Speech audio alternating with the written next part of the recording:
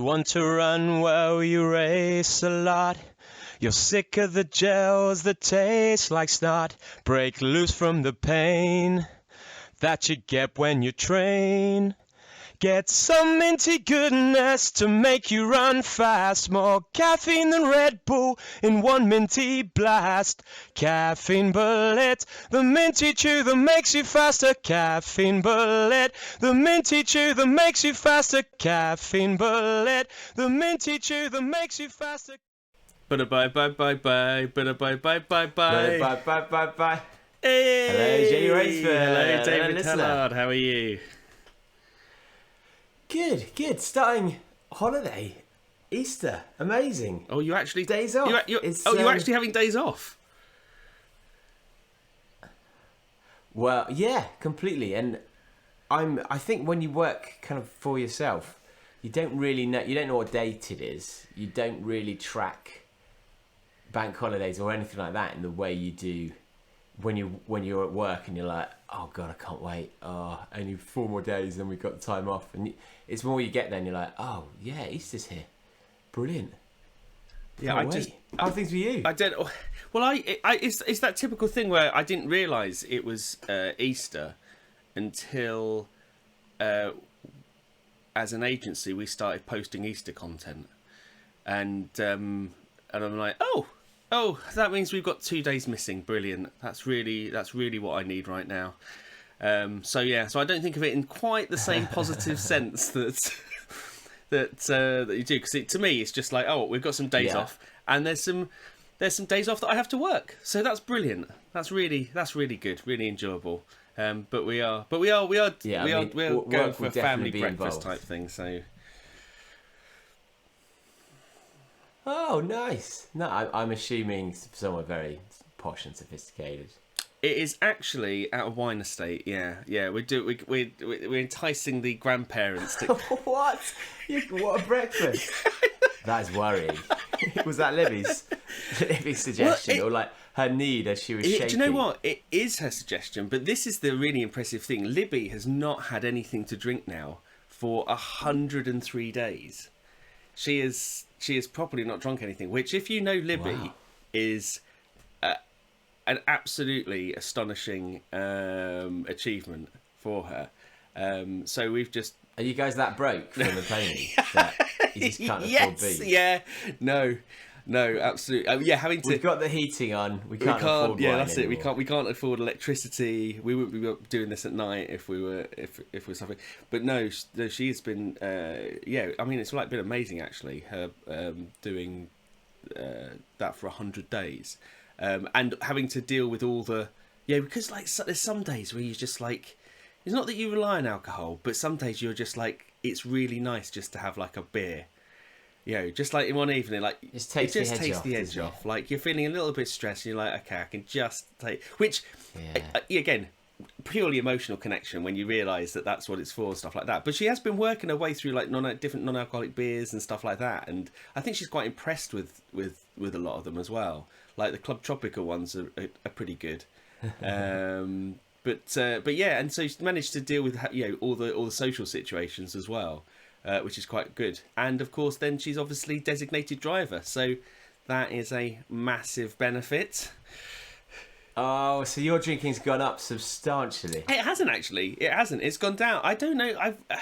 It's weird. Like when we came out to see you and in the Dragon's Den thing, that's like the most I've drunk probably this year, which is only like 3 or 4 or 5 or 6 pints, but that's probably the most I've drunk all this year. I don't know. I don't really tend to drink at home, and then I never go out. So yeah, same. So those when you combine those two things, so we need to talk about something. So the morning commute's your window of opportunity. Ooh, what could it be? No, we need to talk about something, don't we? We need to talk about something that happened to you that everybody saw, and it wasn't actually something that was obscene. So. It was your what number television appearance is this? Because I think we were having a chat at your Dragon's Den party, and they're saying, "Oh, you come across very natural and stuff like that." I'm like, this must be like the 50th time David's been on TV or something. Like, he's been on TV a lot. He has had a lot of practice. He knows kind of what works. He knows how to portray himself and things like that. So he should be a pro at this. So what kind of number television appearance would you think this is? Yeah. Well, it depends if you mean like proper appearance, because there was a time. Is your face and voice together years. on the screen? That is a proper appearance. Because I was in when I worked in television, you were often in television because, in Brainiacs or TV shows like that, you'd always have, or The Big Breakfast. There's suddenly like, so Mike the cameraman or whoever it is, so and so the runner is now holding up, and so. During that period, I was often in television shows because either friends would need people, and they'd be like, "Come on, mate, we'll chuck you a bit of cash if you come."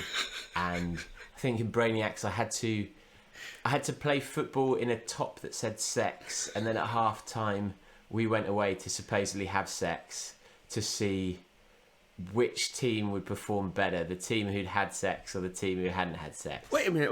Did you not have sex then? Did you not have sex then? Are you? I don't know. Well, this was. I don't think so. Is not the right answer in that situation. True. I can't remember. I can't believe the credibility of a Richard Hammond show has been called into question. The authenticity of her. I guess Hell Week's the main one where you'd actually see me and be like, oh, they're in this. Whereas, what was the thing before? I was on Never Mind the Buzzcocks just because a friend was the producer. That was really fun and just stood there, not saying anything. But that's about it, really. Nothing. Are we forgetting Special Forces? Special Forces Hell Week. We're pretending that didn't happen. Yeah, that was a flighting moment. But I had a bet. No, wait. When it comes to Special Forces Hell Week, why I like this because I was speaking to Mama B, and she was saying that you and Claire had started seeing each other around the time of Special Forces Hell Week when it's coming out, and so Claire said to her, "Oh, David is on this," and so your mum watched it, seeing all the different contestants and trying to kind of guess which one was the one, and she said, and a couple of them, I was like, "Please don't let it be him," and I was like, "Oh, it wasn't that. It was the white-haired friendly chap, wasn't it?" Well, it could have actually been Danny because. Do you know this story? No, I don't know this story. It could have been Danny. Oh, wait a minute. As you're doing, when you do that face, that means, should I tell this story? Shouldn't I tell this story? Yeah. I'm trying to think if Briggsy will. She doesn't. She told me she doesn't listen to the podcast. Again. She doesn't. I mean, it's a lot of content. Yeah, Briggsy was meant to be going on a date with Danny on the Sunday, the week after Briggsy and I first met, and the first day I met her was we were running round the Circle Line. So Danny's friend Annie Ross was putting on a charity Circle Line relay, really fun, and Peter Miller decided to put a team in where they'd run it, the whole thing, as a training run, and by luck, Briggsy's team, I think the Uganda Marathon team, didn't show up. So she was put in our group, and I turned up I'd been given a talk that morning, turned up halfway through, and suddenly there was Briggsy, and like, wow, who is this ray of history? Sunshine? Wow. Yeah. And Danny had said, hey, I'm off to a trip somewhere for 2 weeks. I don't go falling in love with anyone. And I asked her out as soon as we'd finished. I couldn't find her, so I messaged her on Facebook straight away. And and I've even still got that message. It was something like, where did you go? You're awesome. I'm awesome. We should have babies. Like the only things I said. And we then went on a date on Tuesday. She was non-committal about the weekend because she was fairly busy already. And I was like, what about Sunday? She's like, I might be available Sunday, I'm not sure yet. And then I think by Thursday, we'd had a second date and she's like, yeah, I'm free on Sunday. And then it took some time for her to reply, and I'm like, you prized her from the hands of your friend Danny one of my Bent. best friends. Wow. I didn't realise that was the story behind it. So, sorry, Danny. yeah, Sorry, Danny. Yeah, but that was no. So, actually, sad news. So, Danny and I were going to be co-presenting Runfest Run. It's been cancelled. What, Runfest Run? Yeah. Why? Really sad. Really Why? sad. I'm not 100% sure because George, who's the organizer, is as you can imagine, super busy. And it's come out of the blue a little bit for me. I've got to assume it was a fairly cryptic message that was put out as the official one, and I don't know any different. But I think it sounds like either things like sales potentially not being what they were, or actually things like logistically not being able to get all the stuff, because there's weird things in events where there can suddenly be a lack of toilets, or there can be issues like nationwide there's a toilet shortage, or suddenly people can't get staff to work, or there's all these things that suddenly change the economics. And so it sounds as if it's some kind of combination of that. I don't know if I'll ever know, and if I do find out, I don't know if I'll ever be able to say. I'm sure I will be at some point in years to come, but I was super excited to just be on stage with Daddy for a whole weekend, mucking around, and then Basement Jacks were playing, and but anyway, but this comes on to something we were talking about a little bit before, where I'd had a thought that I'd written down to talk about that you then brought up, and I wonder whether, have you noticed this, or have do-badders noticed this? People seem to now be ultra cautious before a race, where the idea of going out for a drink with like 3 people now, when you've got a race next week, is like, I can't do that. Oh my God, no, I can't do that. I what if I catch something I won't be able to? And I don't know whether it's certainly because of COVID, and I don't know whether it's a valid worry because of COVID, or whether it's just something that people now have been pushed into that frame of mind with everything that big groups is danger. Well, that's the thing. I mean, because have you picked up on absolutely, that? Absolutely. It's so, and I think that there's a certain element, isn't there, of you don't know what's in your kind of unconscious mind as a result of all of the messaging and how collectively we've been as a society over the last 2 years. Like when you are repeatedly told, when the government, the entire state apparatus, is entirely focused on creating fear in order to... I know this sounds like a conspiracy theory type thing, so just stay with me. I'm thinking of this from a marketing perspective rather than a... Tim, where's Tim? Exactly. Obviously, they want to keep us indoors and let the lizards rule us. But no, this is the thing. When you basically pound a population with messaging, which is entirely designed to make you fearful and make you cautious and things like that, for such a sustained length of time, then invariably you're going to, and you've changed your behaviour, and you've internalised that behaviour, and you've rationalised your behaviour, and you've used the language so many times around, it's about the cautious, I want to protect myself, I don't want other people to go, and you don't, it becomes such a pattern that actually it must be. But even when you go, okay, I know that now the pandemic is over, although we know it's not over in any way, but you just, there's probably stuff in your unconscious and stuff within you that you're playing out those patterns still without rationally knowing it. You're fearful in a way that you probably don't think you're fearful, but if you were to objectively compare your behaviour before the pandemic and after the pandemic, you'd be able to show that actually I go to things less. I am much more cautious about these things like, even though you rationally don't think that. And so I think I do think when you have that element of kind of social conditioning around that people are going to naturally be fearful. What I'm saying by that is that obviously that doesn't affect us. Obviously we're well above that. Obviously it's not affected us in any way. I've been hugging as soon as I can, and I've got to say I love human interaction. I've got to say I love human interaction. It's just no humans want to interact with me. That's the other flip side. Like you have a lonely dad, loser on his own. No,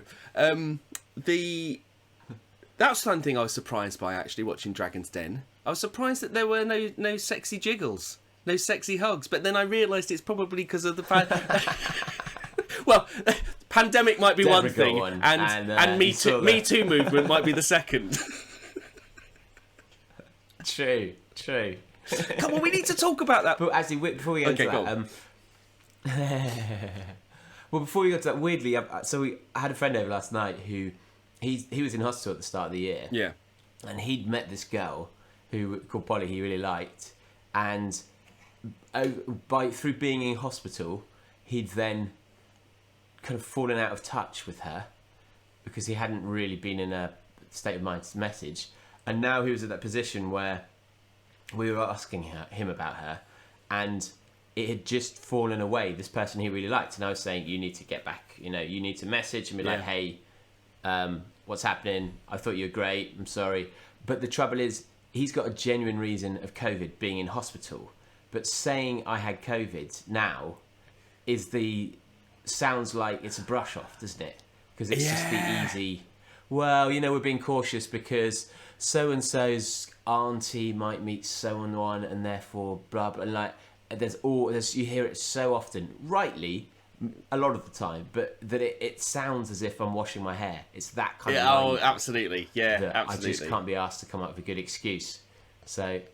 Yeah, you don't even have to say you've got COVID now. You don't even have to say COVID. You think I don't want to get next weekend I'm sitting on my arse doing nothing, but I don't want to do that with COVID. So the threat of getting COVID, when I'm sitting on my arse doing nothing doing a Netflix binge is yeah.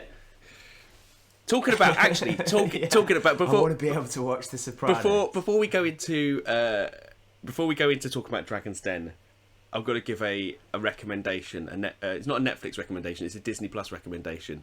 But we were talking before about the Elizabeth Holmes Theranos podcast.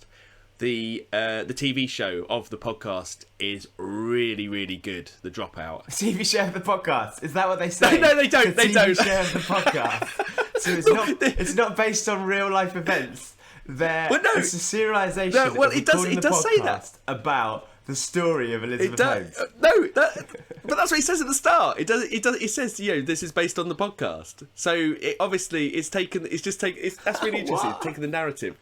Well, it must have just stolen the narrative structure of it and how they presented it. But yeah, it does say that at the start. Oh, okay. But it has. I can't remember. Is it all the behind the? It's like the scene. It's behind the scenes of the podcast. How did they plug? How did they decide what software to use and like?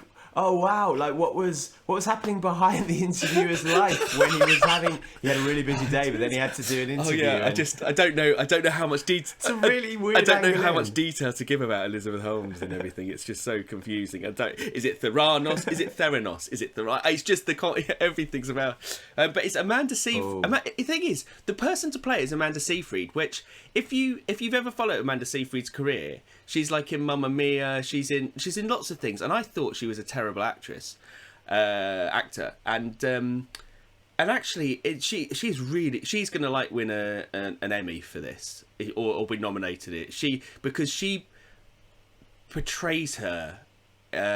Does she bring sociopath? Oh my like god, no one else? She is so good. And also the other thing is the guy that plays is it Sammy, her kind of like partner in crime, is the boyfriend. is Saeed from Lost, but he's got much older. What's the name of the actor? What's the name of the actor? So. Is it Riaz? No.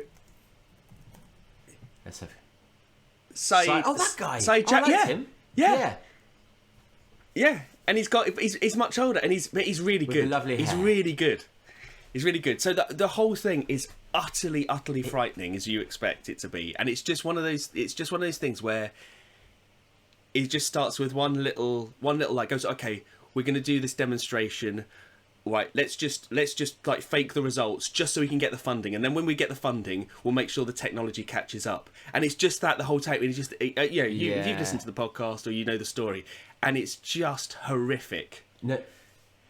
Do you believe that though? Do you think? Well, I guess. Well, they're reckless. You're probably lying to yourself. They're reckless. The big thing that it makes out is the fact that how far it set women back because the whole way people were just. Again, this is kind of an identity politics thing. Everyone was just absolutely determined to buy into this idea of, and it's about people putting too much on youth, people trying to buy into the Silicon Valley story about, there's a dropout. The narrative of genius. The whole narrative is, she's a dropout, she's female, this is going to be world changing, it democratizes medicine, and the way that people bought into it, and then the way that all those people then, when people were trying to whistleblow, they were trying to, they just wouldn't go against her. They were trying to protect both their investment. Don't bring down. But But in a way, I think it's good for gender politics because it shows that women can be sociopaths as well. No, that's the thing. And that's the positive, right? That like it's not just men who are complete arseholes. No, it's it can be it's women good too. women, and they seem to be starting earlier as well. They've just got. I mean, it's it's just with a passion. It's good. Let's start them when they're young. Let's get some tyrants out there. Some female dictators. What they should do though, they should focus on Erica Chung, who was basically the whistleblower, and the stuff that she did, and the kind of the risks that she took by whistleblowing. And I always think it's amazing, like whistleblowers, and they're kind of, you always hear about whistleblowers, the kind of like the big ones who I can't remember any of their names, of course, but the big ones, and then they end up getting deported and things like that. Or get crushed. Well, even like Obama's like crushed whistleblowers, and Eric Norton, and is it Eric Norton? Ed Norton? No, Ed Norton's an actor. But I imagine Ed Norton is the sort of arsehole who would crush a whistleblower. He is. But it is odd in that the whistleblower is. It is seen. It is that you do get treated horrifically, and you still afterwards, even if you've done an incredibly. And good it's still thing. I think there is still something about it with this whole thing of like no one likes a grass, like that they do all this stuff and they do it, and yet they're never kind of treated with the level of like.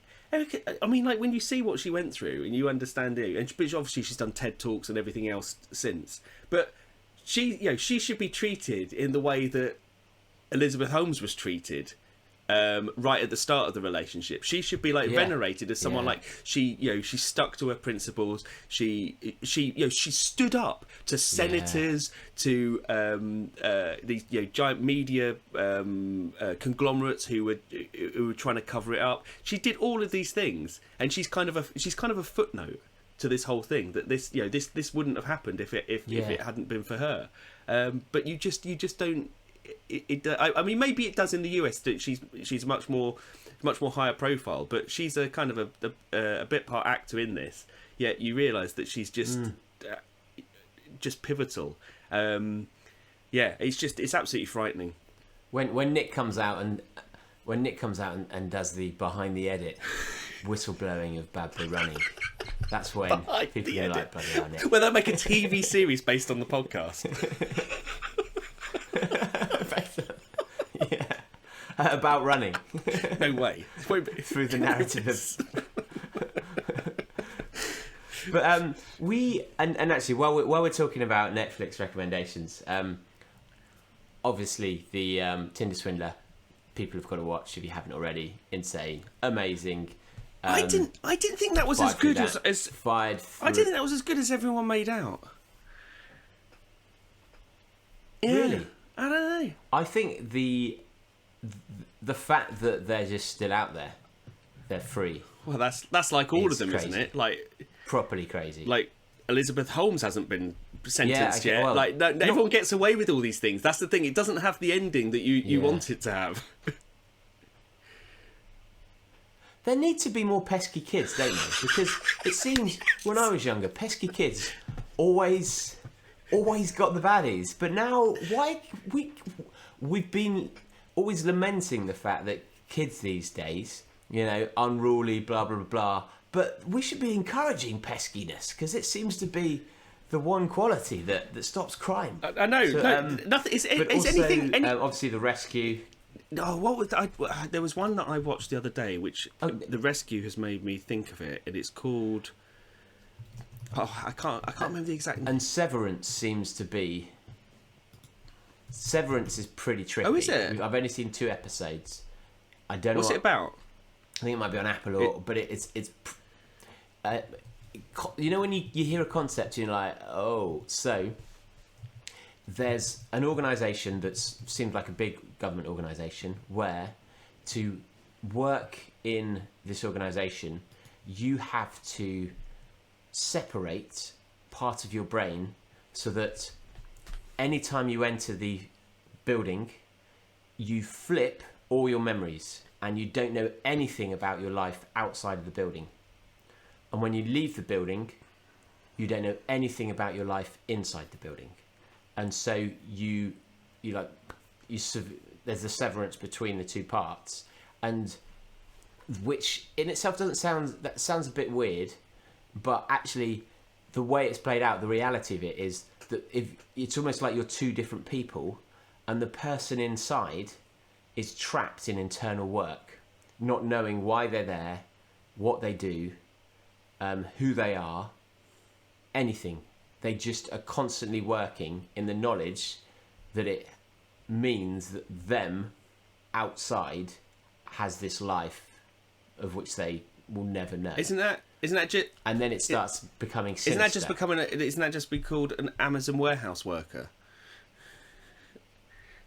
Yeah, that's right. That's right. They have to walk 20 miles in 2 hours. And I've no idea why they're there. Breaks. Yeah. They don't know what's in the packages. They just know they have to get that one to that one. Follow the bleeps. Well, so is it good? Does it work? It's engaging. I've only seen 2 episodes. It's engaging. My fear is it could be like a Lost, where they don't actually know, and there's kind of mysterious things, and you're like, it's trippy. Like it's good in that it's properly psychological, and it almost makes your head hurt when you're like, oh god, yeah, that is quite weird, and I think it's a format they can play with a lot. So we don't love it yet, but we're kind of intrigued by it, like, but it's also a show that you don't necessarily. It doesn't give you warmth and fuzziness, so it doesn't necessarily draw you in the way another show would. But I'd say if you've got a bit of time, give it a shout, because I just like anything where it makes you think. And it is stimulating in that respect. So what? There's another thing that makes me think of that, but I think Apple's strategy is very interesting. And I quite like it. And I don't know whether it's because their output is so small compared with Netflix, or whether this is intentional. But the thing with Apple TV is that there's so few things on Apple TV that when they do bring it out, it kind of has a bit more there's something that is a bit more special to it, that it makes you think, okay, this is a bit more, because they have like one new series every 3 months. I'm or getting something. a call from Briggsy in bed. Jody, I'm getting a call from Briggsy in bed, so I think we should take it. So we've got. All right, Briggy. What's happening? What's happening, Briggy? I was saying where you are. I'm just downstairs. Let's say hello to Jody. No.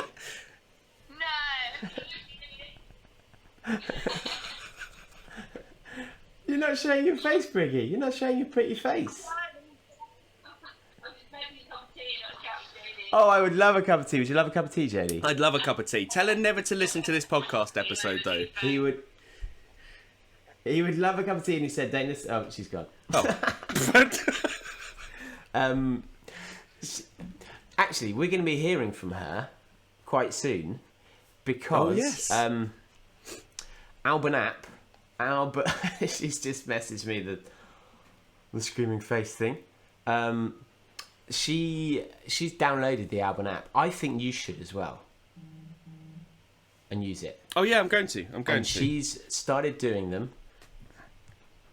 And if you want me to, I can't remember if you're Facebook friends with John or not, or set up a message and John will clear for payment, whatever it is.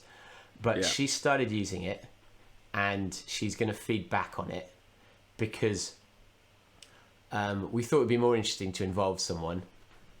So, but I think you should do it as well, and then we can talk about it and get John on to talk about it. And it's videos with John, because I hear her doing these moves, and then John's in the background kind of chatting up my wife. Not live. He's got that twinkle, even recorded. Wait, you don't think it's live? You don't think it's live? This would be the perfect opportunity to cheat. Like, you're making grunting noises and hearing the voice. You're like, oh no, it's just an app. Oh, it just flopped out of my shorts there. Just flopped out of my shorts. Should I leave it out?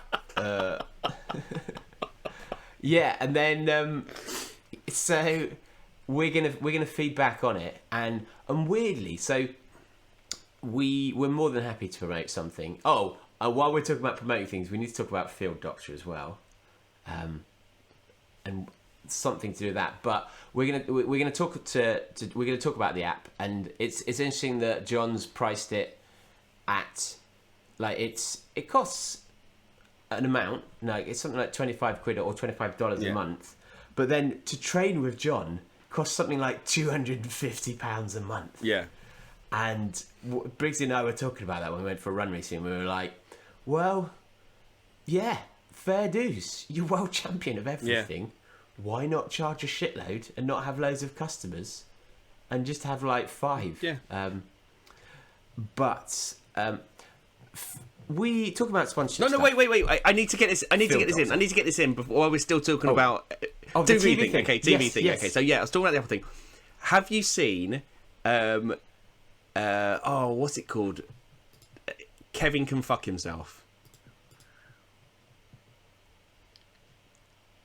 I don't. The concept is so weird. Okay, basically, what it is that it's a sitcom. It's a funny sitcom, and when they're on stage, like when they you have on a sort of a traditional American sitcom, you come into you go into a room. They're presented in a room, and they're doing the acting, and they're doing that, and it's all real.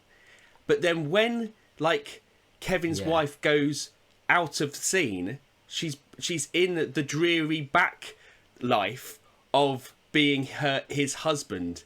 But he's always on because he is the main character in a sitcom, and so she goes like back into the kitchen, and you can't see the kitchen because it's not part of the TV show. But the kitchen is like fucking dreary, and she is there trying to cope with this, having to live with this like shit life. So she's as a sitcom. Her character wife. Is. It's really okay. the way I'm describing it is really bad. I guess you have broken the third wall and say it's weird. It's just so weird, like because when she goes back into like the main sitcom room where it's being broadcast, it's all he'll make some jokes like, oh, did you make dinner? And she's like, oh, I had a breakdown again, ha ha, and everyone laughs and stuff like that. And then she like goes out the back again, and she is like having a breakdown. And it's the whole concept. And is it a comedy like Everyone Loves Raymond, where there's 50 jokes? Yeah, exactly. Yeah, but you like a lot of American sitcoms, you can watch without a single joke, without a single laugh, and it's just so many jokes that you're like, or what's the really annoying one? The one about the science. Oh, Big Bang Theory. Oh my word! And every single sentence that's gonna be a joke. They say the first sentence, and you know what the second sentence is going to be. And like, oh, and yeah. Oh, so it's like that, is it? Where she's then in this non-funny. Yeah. So you have this thing where it's like that, the utter ridiculousness of it. And then you have like the bleak life that sits behind it, and he never switches off. He's always in front of the camera, being his. But you can imagine what it's like living with someone who is always switched on and trying to be funny to other people, and it's kind of quite high concept. That's the life he brings.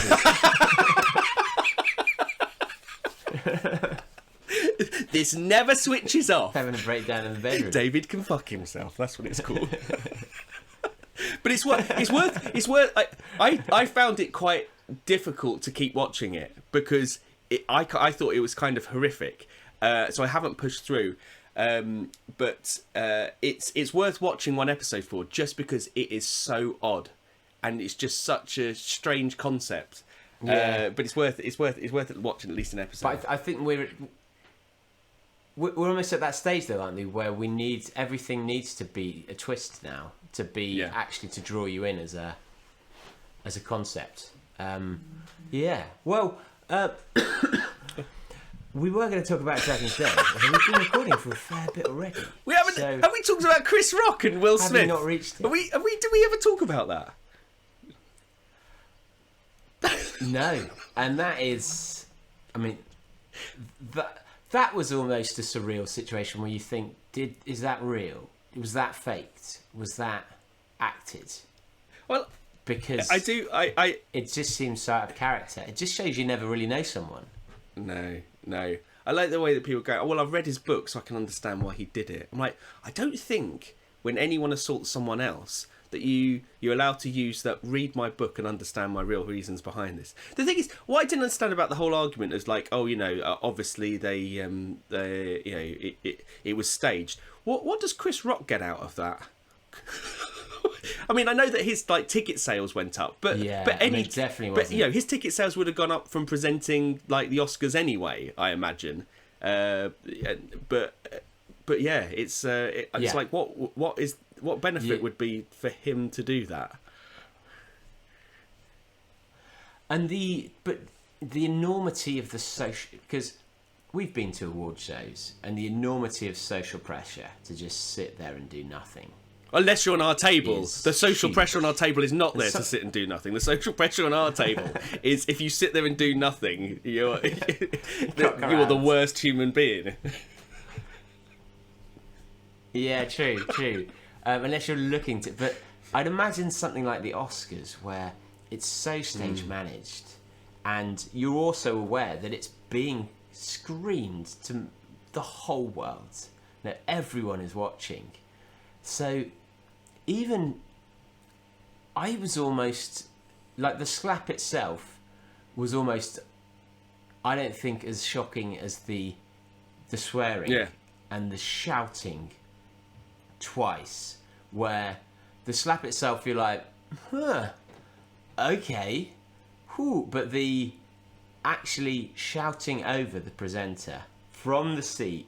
Where you've walked back, you've probably seen everyone's reaction, you've given a little wink to your wife, you're then shouting again, and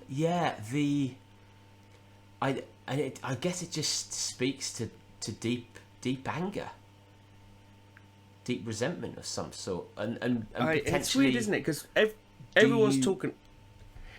Have you lost control? Yeah. But what I don't understand is that everyone's talking about, he did a human thing. It was like, we're all humans. We did this human thing. He reacted to something. People trying to get into that conversation about, was what he said inappropriate? Like that is not the conversation to have. Like, he is there to make jokes.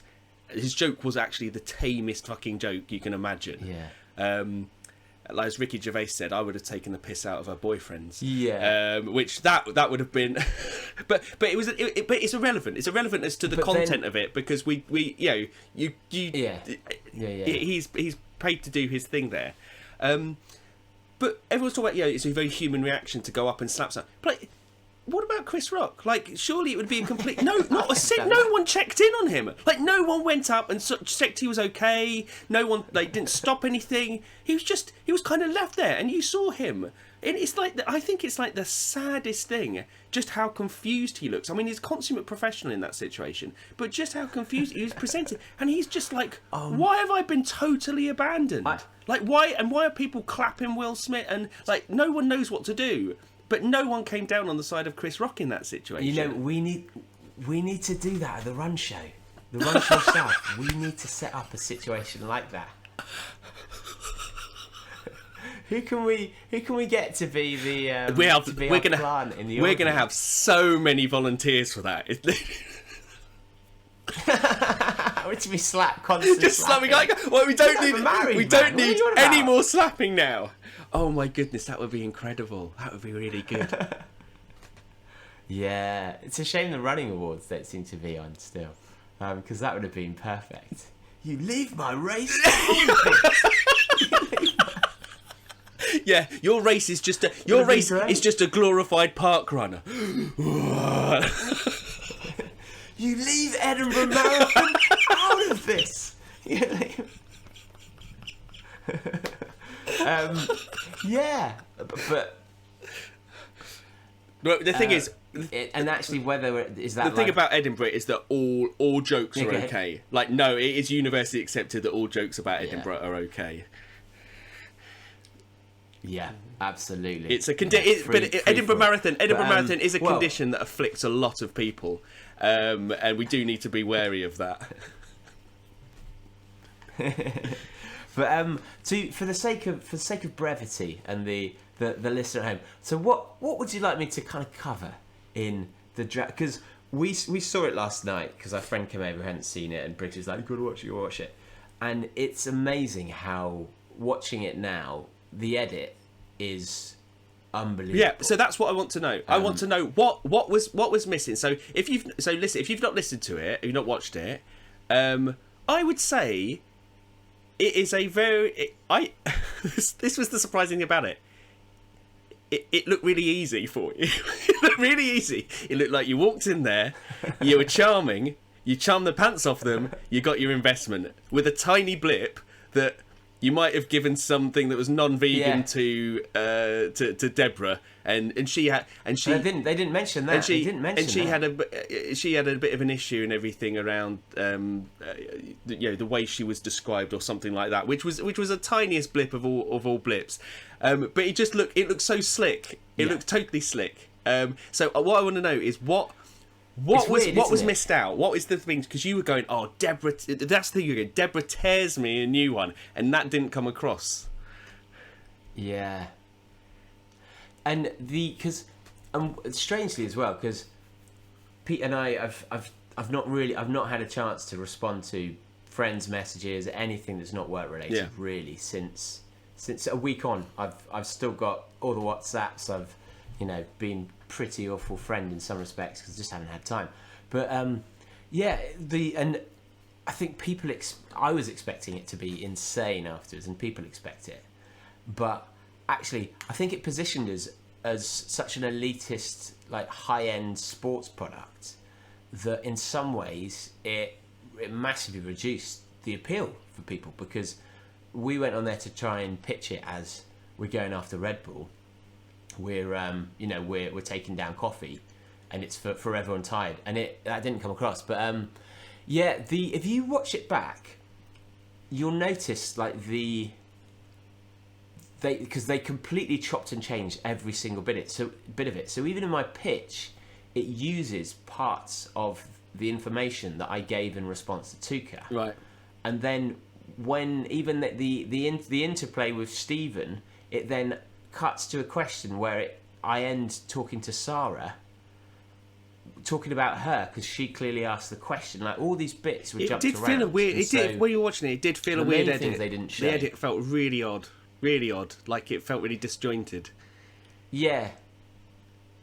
It did. Suddenly things happening and it was, if anything, really unfair on Deborah because it made her out to look like as if she had a really fragile ego and couldn't take the fact that I'd said she's got to have environmental things and products, which wasn't the case at all. So if she'd have cared about something like that, which I imagine she doesn't watch it and couldn't care less because she's doing great, she's the one who'd be, I think, annoyed. But the things that didn't really come across were Tuka was lovely, absolutely lovely throughout the whole thing. I was completely charmed by him and just thought he was really supportive. Sarah was super supportive, and even her putting an offer in didn't really make sense in the narrative of it. Looked like she's like, well, what's going to protect this? I went, nothing. And she went, well, I'm going to make an offer. and I'd obviously talked, and in reality I talked about how hard it is actually to make the product taste nice, and there aren't many manufacturers who can do it, and it's a real ball ache, and the balancing act, and we've got a process that no one knows, blah blah blah. But the thing that, because I got torn apart by Deborah for about 10-12 minutes because she was, and I think they cut it because I could have been crucified on social media. And actually, if you want a bit of a laugh, go on Twitter. I was going to say, I've got some tweets to read out in a second. It's almost I was trying to launch our website 3 weeks before it so we could have the new website ready, and about 40 minutes before we were on air I was still texting the developer like, what's happening. So I arrived late, as you know, took a caffeine bullet to get there, but then was still wired at night, just couldn't sleep. So I was reading through Twitter, just lying in bed like, oh god, let me go to sleep. And there was even an article comparing me to David Brent, and it's like saying I came on full David Brent in some magazine. I'm like, wow, being compared to David Brent, geez, which you look, yeah, fair enough. But Deborah really tore me apart because she's vegan, and there's a vegetarian V on the front, and is she vegan? Ate it. Is she vegan? She keeps saying she's plant-based and stuff, but I don't think she is full vegan, which may be one of the reasons why that was taken out. Maybe, yeah. And she, but also it's quite hard as an editor to, you've got to, you can't have complex conversations or long conversations. And actually, we're talking about the packaging for quite a long time because I was talking about how we need to have it for Amazon in 5 different languages on the back, and then you've got to have the safety warnings for every single language on the back as well. So actually, when you've got a product that big, to get in all this, they've got their own rules to do with being a supplement, a food supplement. So you have to then say, do not take this as part of as a substitute for a healthy diet. So that has to be in every language. So you end up having to have a font on the back that's not overly big.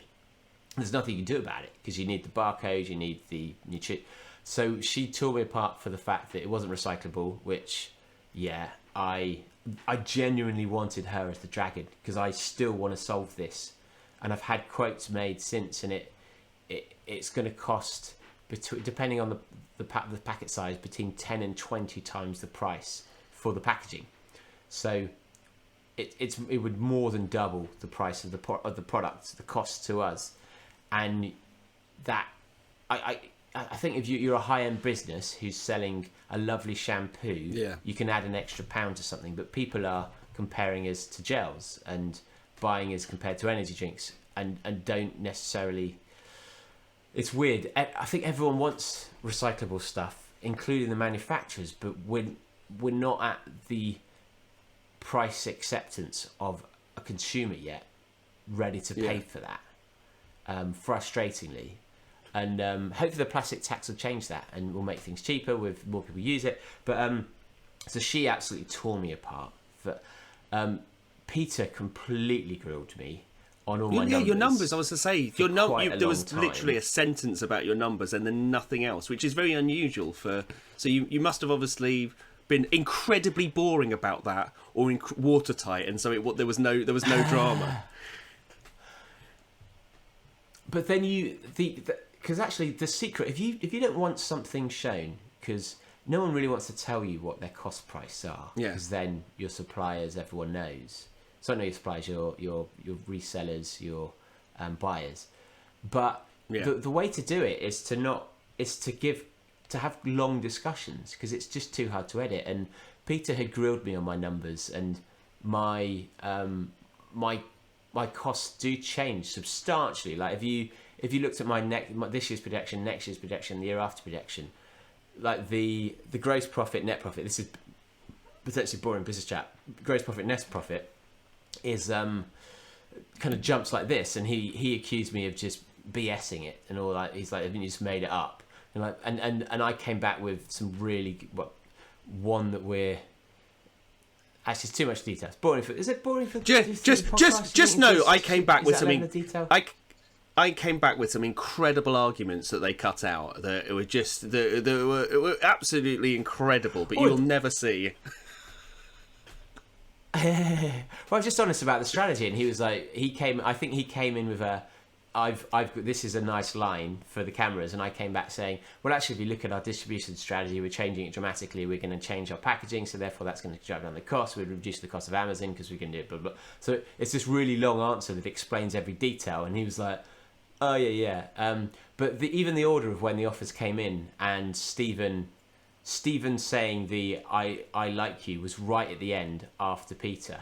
And so the timing of it all, so it's strange in that you're aware that the edit often jumps around, and actually the editor was incredible for how they made it concise. Knowing the different bits they brought together, you're like, wow, you've made this flow. And the way they cut to people's faces the whole time, which I'm sure maybe they have got that many cameras that you can't see, but I don't think they do. So I now, it's a shame it's the last one in the series, because I almost want to watch other ones, because if you actually watch it again, you can hear from the tone of voice, from the tense of words, everything like that, from the direction of the conversation, you can spot every edit quite easily. But for some reason, I think, unless you didn't know me, and Briggsy and Annie said this, that because they knew me, they could pick up on the differences in me, in the way I talk, and how I wasn't speaking in sentences with the structure I normally would speak in. But yeah, it's out, and it did look super easy for us. I don't think it was that hard for me compared to some people, because I know my numbers and we're doing well. And also there's an element of they don't know anything about running, and so they have to trust what you're saying. They don't know the market, they don't know the size of sports nutrition, all those things and that must be true of so many things in the den. But weirdly, having been the two companies that my investors have also invested in, that I've been advised on, one was a chocolate company, one was a men's deodorant company, and their sales have been insane. And so they were preparing me for, look out, like this could screw you. And so our sales went big, but actually we've already done all the orders, we've fulfilled everything, everything's now back to normal. And you're like, I know I'm not complaining, but I really was led to believe, I was preparing for this Armageddon, and it was just like a lovely time. So it's quite strange now. You're like, yeah, I guess this has helped our brand, I don't know long term, but it's like there's awareness maybe, but it hasn't driven the sales I was expecting. No. But I think but you think you've got the exposure on there, and you'll be able to then keep leveraging that all the time. I mean, that's gonna. I mean, like, how many surely people have been approaching you for like interviews and stuff like that, or maybe they have and you don't know that because you haven't been answering any emails, or you've been too busy and stuff. But I imagine there's gonna it's all the I've been doing my work. It's all the other stuff after that that's going to come when you're going to be you're going to be invited to like speak at things where you're going to be able to get the message out even further. That now the running show can say featuring Dragon Den star David Hellard, and then that was so there's a couple of things. What is interesting? Go on. So what's interesting?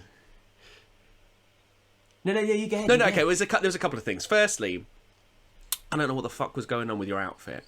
Like, firstly, seeing you in a shirt and trousers. I mean, no one was used to that. But I don't know what this like 1970s kind of janitorial vibe was going on that you had. But as soon as I saw that you had this t-shirt underneath, I was like, oh fucking hell!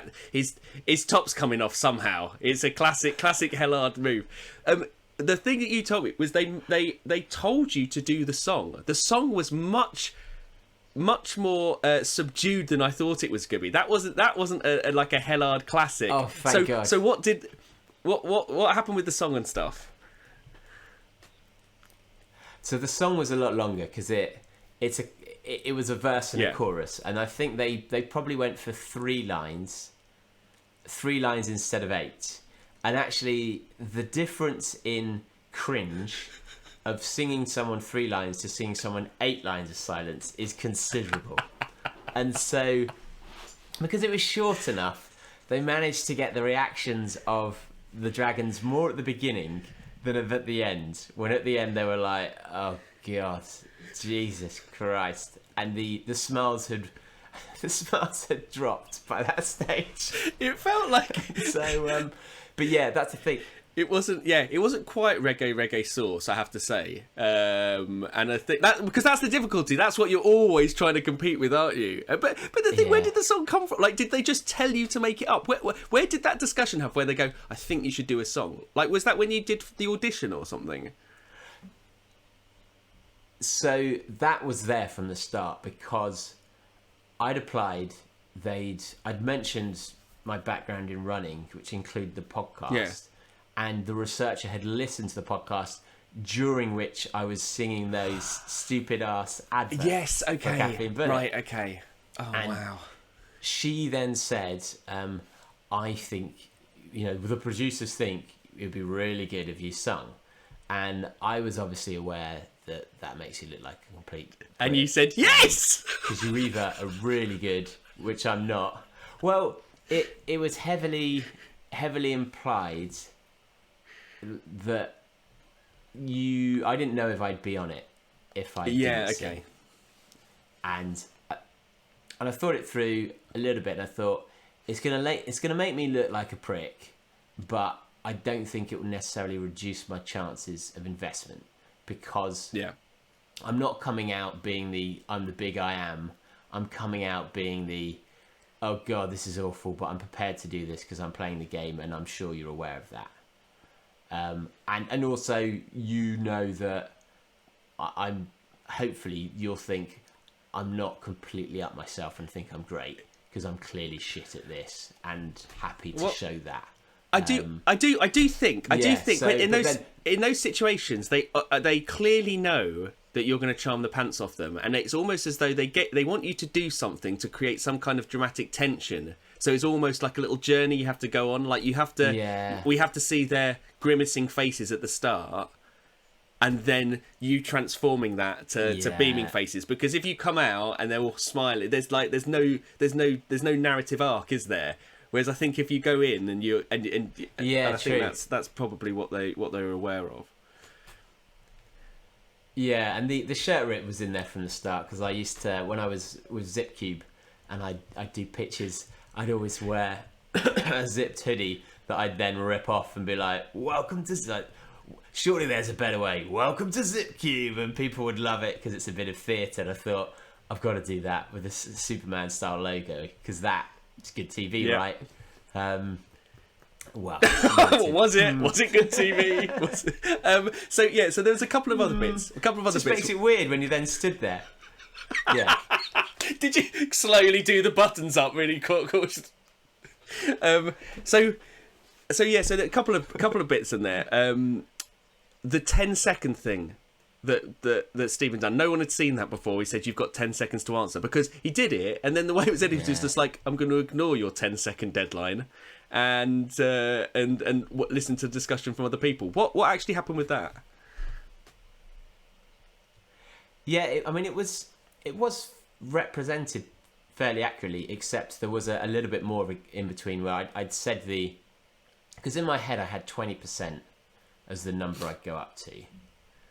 And it's almost like in an auction where you need to know your number, right? Or else you end up just bidding ridiculous amounts of something you don't really want because you get swept up in it. So 20% was my number. So when Peter had said 20, I was like, oh, wow, this is cool. So they were already at 20, which means maybe I can get... But then that 10-second thing, I then came back saying, if I give him my money back, he'd said 18 months. I'd given him this look of like, oh, come on, mate, I'm not going to do that in 18 months. And he then, without me saying anything, went 2 years or 24 months. And that's because I think he acknowledged that was a bit. And then I was like, yeah, all right. But the thing they don't tell you is, so when you know about SEIS and EIS, where to encourage investment in businesses, the government gives you a tax write-off if you lose your money. So if you're a small company and you've got a few enough people, you haven't been going for so long, you don't have enough turnover, so you're genuinely raising money, you can apply for this status that means, say you invested in me and you lost all your money, you'd be able to claim back that money you invested against your tax. So actually, you won't be out of pocket. The real danger is that you're left with your money in a company that doesn't make dividends, you don't get any profit from that, and it's not going to sell, so you've just got your money trapped in this vehicle. But as part of those rules, you are not allowed to put in these other clauses that tie you to certain conditions, because the idea is it's meant to be an investment for money, not a way in which people can claw back money from the government for something they're going to do anyway. So in theory, you're not going to be involved, yada, yada, yada. You're going to be a hands-off, almost silent investor. And so you're not allowed these clauses that say you have to pay me back within this certain time or else the amount changes. And so when they make all these deals of the den, actually, the investment directors are like, oh, God's sake, you've done this again. You know we can't do this. So I actually, even though I made it for 2 years, the deal, I've got considerably longer to pay back that money, which I think if I do pay it back, which I hope I will, it ends up that I'd have had like a 45 grand a year salary equivalent from that is what it works out at. So I'm hoping I will earn 45 grand a year over the next 4 years on average to get me back to the 20%. But yeah, that was fairly accurate, but I get the sense, and maybe this is, I mean, I don't know this actually, but I think that's the only time it happened, and I think Stephen was probably shot down either by the other dragons or by the producers off camera, because I filmed halfway through the run and yet no one else had that offer. No, that was the first time. Loads of people on Twitter are saying it's the first time that's happened, but apparently it happens quite a lot in the US version. Oh, Shark Tank is definitely sharks. Where say you're on Shark Tank, where we have the moment where you go to the wall, and you have a think.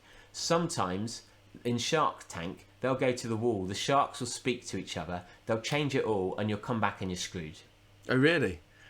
And they'll be like, no, I've changed my mind. I'm not doing that offer. actually, I've spoken to so and so, I've spoken to Kevin, and we're going to do this by ourselves, and we want 50% of the business. And sometimes in Shark Tank, there's no, they can come out, come back in, they can get less, they can go higher, but at times they'll be like, I'll invest in this company, but I don't want you in it. So I'll buy the company and you'll buy, and I'll give you this much for it because I think it's a great idea, but I don't think you're the person to take this forward. And like brutal things like that can happen, and it's ridiculous TV. But I assume the BBC don't want that, and I'd emailed all these newspapers in advance, like the Sun, the Times, the Guardian, Independent, saying, finding anyone who'd written an article about Dragon's Den previously. I'd emailed them and said, look, this is happening on this show. It's never happened before. I'm pretty sure Stephen got in trouble, and the dragons reacted badly from it. Maybe you should mention it in an article. So I don't know if it's linked, but it did mean that there are a few articles now, like the Sun, the Independent, that have written about that, which is obviously good for the brand because it talks about the brand. So that it has created some PR around it. Yeah, no, because I think I was looking on the Twitter responses, and let's go through some of these Twitter responses, because they're Twitter really is a cesspool, isn't it? I mean, it really. Are they from you? No. Stephen shouldn't have given him a 10-second ultimatum. I want your answer in 10 seconds. Red flag, red flag, red flag. I mean, like that. I think there's a kind of a consensus around that. And then some of the other things. It's a kind of British fair play. It is a British fair play thing. Like, oh no, let's not. It's bad enough that we're going up and talking about our business and asking someone else for money, which is very un-British in the first place. Unless, of course, you're asking a friend from Eton for money, that's the only time. It's like some of the other things. An Islington gay wrote about you. He's kind of cute, but also bloody annoying. And Islington gay, that's his handle. He's kind of cute but also bloody annoying. I think that's a pretty good tagline. Wow, Deborah Meaden's ego. Wow, Deborah Meaden's ego has clearly had one too many of those caffeine chews. He's dodged a bullet, I reckon. I like the way that she included lots of different puns within that as well. Yeah. Dodged a bullet, yep. We need to get her on our marketing team. Yeah. And it's amazing how people don't like people with energy. No, they hate it. They want you. It's so British, isn't it? If you come across as in any way confident, then don't like smiley, you at all. positive. Yeah, don't like it. People CBD said this. How freaky and disrespectful was that bloke kissing Deborah Meaden's picture and calling her Debbie?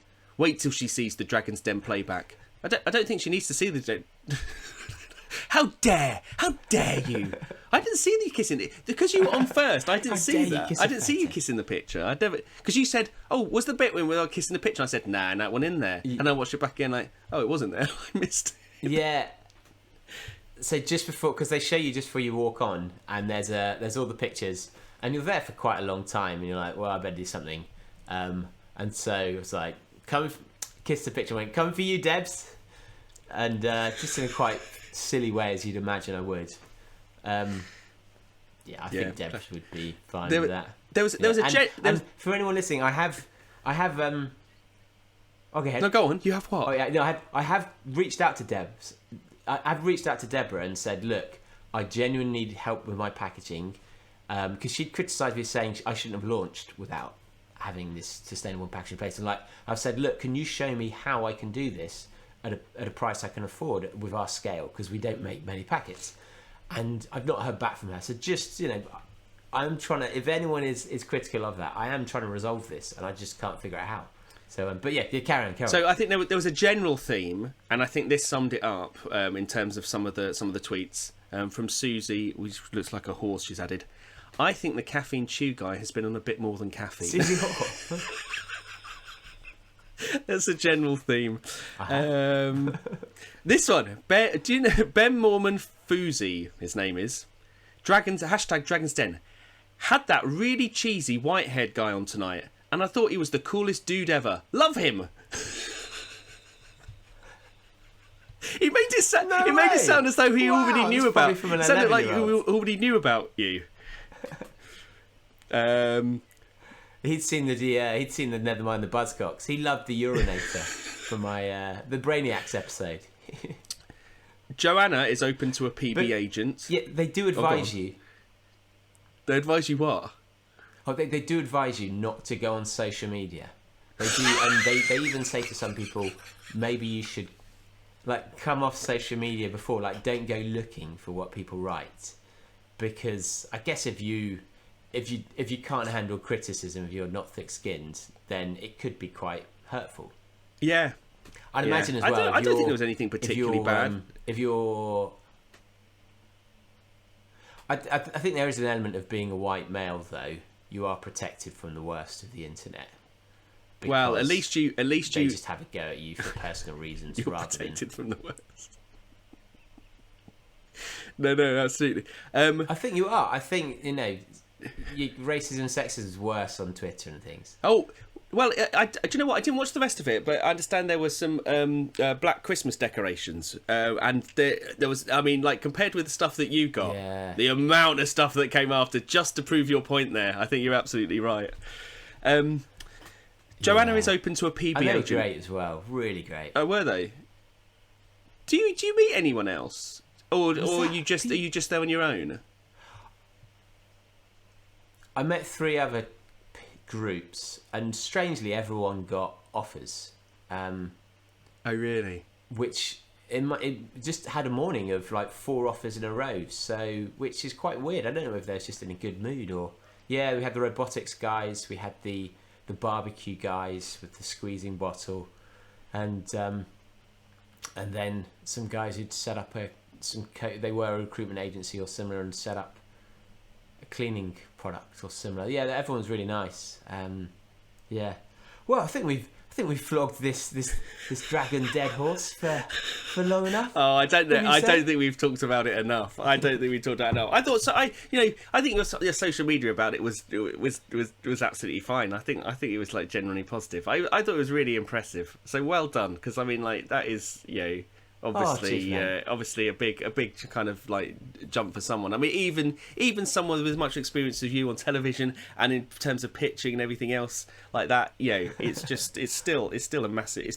It's a massive thing to go and do it, but it's a massive thing to also. And you never know what the curveball will be. Exactly. They can get hung up on something like that's tiny that you just completely derails it. And but I think I had confidence though. Whatever happened, you'd come across really well, and that would always be beneficial to the brand, and it would always be beneficial to unless of course you started talking, unless a dragon dropped dead on the den.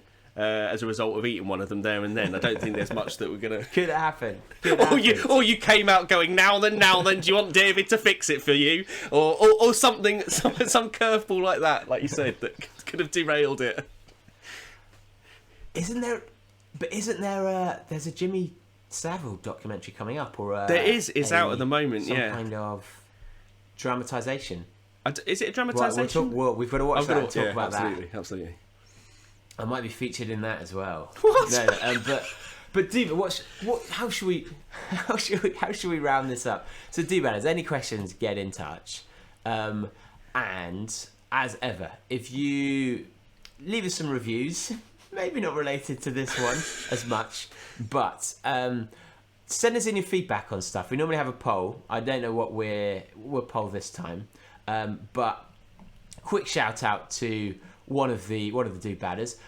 Quite a while back, we talked about running every street. Oh, yeah. And Jody was doing it around Hampstead Heath. Where do you live? Haywards Heath. But Gareth Davies, bloody hell, he has 10th of April, so 5 days ago, posted his Strava heat map from his local area.